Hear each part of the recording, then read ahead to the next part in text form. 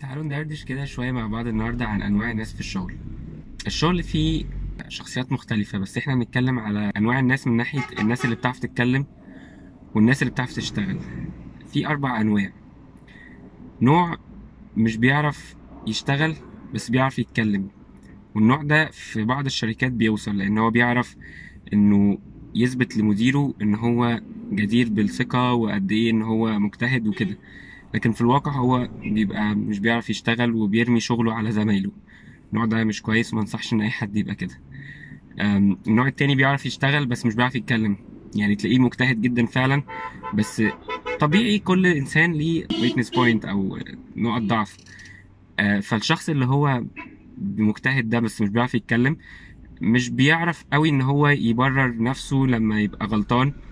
اوقات الشخص اللي بيعرف يتكلم بس مش بيعرف يشتغل بياخد منه الشغل.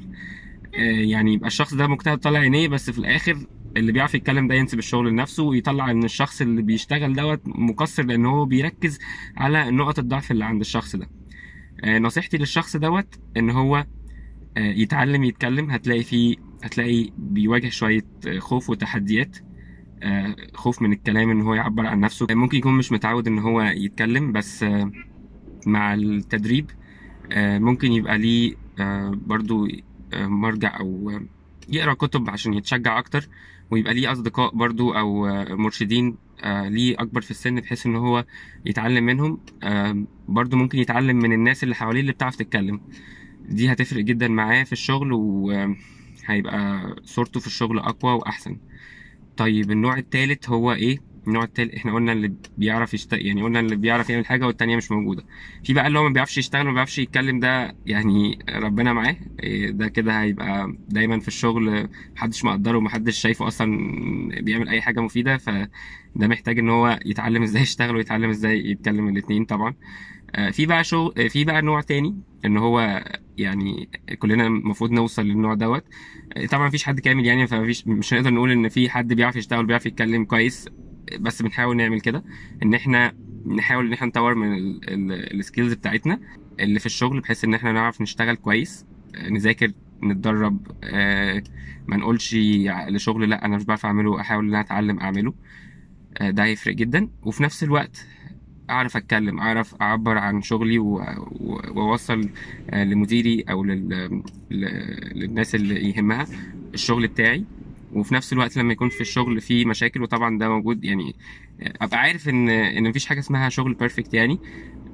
فلما حد يجي يقول لي ده الشغل بتاعك ناقص او الشغل بتاعك فيه مشكله، اقول له انا I can handle this وابتدي ان انا ادور على طرق ان انا اطور بيها من نفسي. أم، فدول 4 أنواع في الشخصيات في الشغل.